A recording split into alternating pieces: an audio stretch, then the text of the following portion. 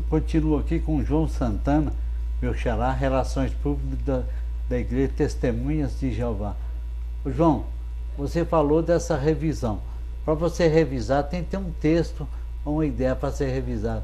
Me fala do conteúdo dessa revisão dentro da Bíblia. Na verdade, João, o principal objetivo da Bíblia é esclarecer as pessoas a respeito de Deus e da vontade dele. E os idiomas, com o tempo, eles mudam. A linguagem muda, o vocabulário muda. E além disso, foi encontrado novos rolos, manuscritos, novos achados pela arqueologia. Então, era necessário fazer uma revisão, até para que as pessoas entendessem as expressões, porque quando se entende a expressão, a pessoa tem condição de entender essa verdade para que esclareça para ela e ela aprenda mais. Então eu posso dizer para o senhor que, por exemplo, quando a tradução do Novo Mundo ela foi feita originalmente em inglês em 1950, em 1967 ela foi então traduzida para o português. Desde então não se havia feito essa revisão, mas com esses achados, com a mudança dos idiomas, do vocabulário, muitas expressões elas já não eram tão bem entendidas pela sociedade moderna. Então, diante disso, foi necessário fazer essa revisão. Eu gostaria, você se lembra de alguma coisa nova que foi citada? Por exemplo, poderia dizer para o senhor sobre o nome de Deus, por exemplo. Em esses novos achados, o nome de Deus, encontrou-se ele em mais alguns lugares. Então, por exemplo, a Bíblia fala o nome de Deus, o nome pessoal dele, Jeová, em mais de 7.000 vezes ele se encontra mais de 7.000 vezes na Bíblia. E nesses achados, por exemplo, achou-se mais lugares que devia ter o nome de Deus, o nome pessoal dele, Jeová. E isso foi colocado, então, da forma correta. E essa nova tradução, por exemplo, ela se tornou mais fácil o entendimento. Ela tem notas de referência. Essas referências, ela ajuda a pessoa a relacionar um texto com outro. Algumas notas de rodapé, elas dão um esclarecimento de lugares, regiões. Ela tem mapas bíblicos nela, onde a pessoa pode, ao falar daquela ocasião, daquele evento do passado, ela encontrar o mapa, para ela poder entender a situação local, como era feito. A introdução dela, por exemplo, no início da Bíblia, ela tem 20 perguntas respondidas, já usando a própria Bíblia para responder na própria introdução aí da Bíblia. Esse texto, essa revisão, fala de tempos atuais ou tempos futuristas? Projeta alguma coisa para a humanidade no futuro? Na verdade, ela fala de tempos atuais, porque está falando de uma linguagem atual. E a linguagem atual, ela estava diferenciada da linguagem antiga. Então a Bíblia foi revisada para essa linguagem atual, mas no mesmo contexto. Não se muda, o entendimento dela não se acrescenta nada. Não se projeta uma coisa a nível de religião. Na verdade, apenas a parte textual, segundo a gramática atual. Só para mim saber, e o nosso ouvinte saber, por exemplo, me cita um exemplo de linguagem antiga e linguagem atual. Você lembra? Eu posso dizer para o senhor, por exemplo, uma palavra antiga que se usava na Bíblia, galardão. Galardão. Hoje, para algumas pessoas, elas entendem o que é galardão. Mas a palavra recompensa, que é o significado da palavra, fica mais atual.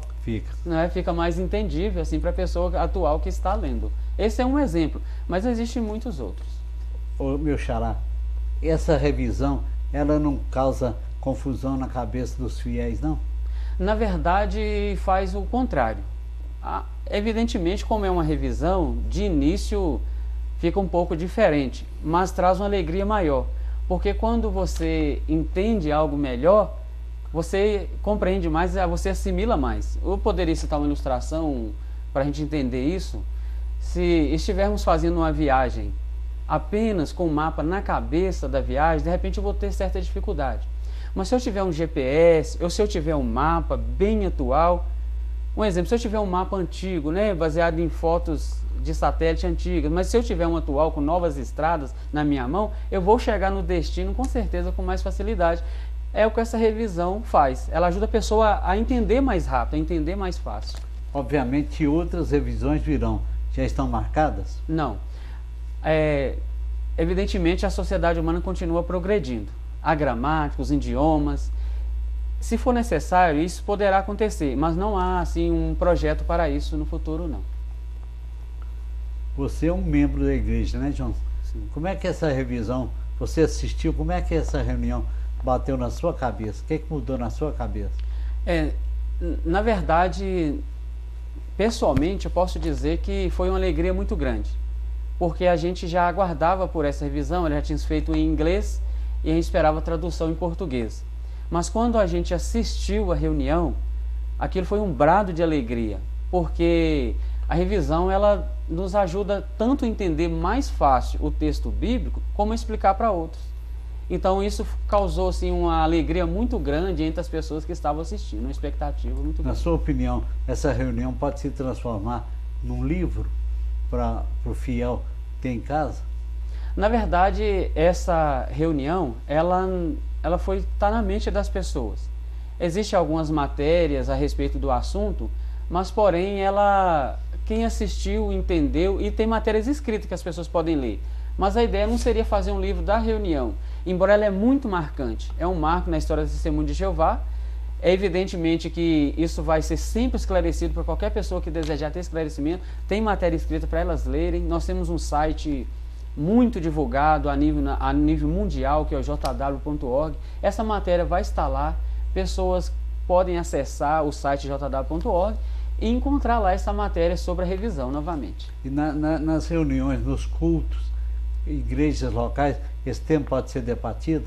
Esse tema ele é muito falado, né? Ele vai ser muito falado, até porque é uma revisão, é uma coisa nova. E quanto mais se falar e quanto mais se entender, evidentemente mais claro vai ficar na mente aí, né, do leitor, ali dos membros, das pessoas também nossos amigos que sempre estão conosco, né, que a gente quer que eles tanto entendam a Bíblia como passem a praticar. O João Santana, você falou em 14 templos em Sete Lagoas. Quem se interessar de se aproximar, qual que é o templo principal para ser procurado? Na verdade, as Testemunhas de Jeová, elas pregam de casa em casa. Então, qualquer pessoa que quiser entender melhor as Testemunhas de Jeová, conversar com elas, saber quem são, ela pode falar diretamente com uma Testemunha de Jeová, ou então visitar os nossos salões do reino, onde são feitas as reuniões. Mas se ela perguntar para qualquer Testemunha de Jeová que estiver batendo na porta dela ou que veio pela rua, ela vai dar a informação necessária para essa pessoa. Você teria de cabeça mais ou menos quantos fiéis a igreja tem em Sete Lagoas? Em Sete Lagoas hoje é em torno de 1.500 membros, aqui em Sete Lagoas. É nessa faixa mais ou menos, de 1.400 a 1.500. Vamos para um break de comercial, já a gente volta, ok? Ok.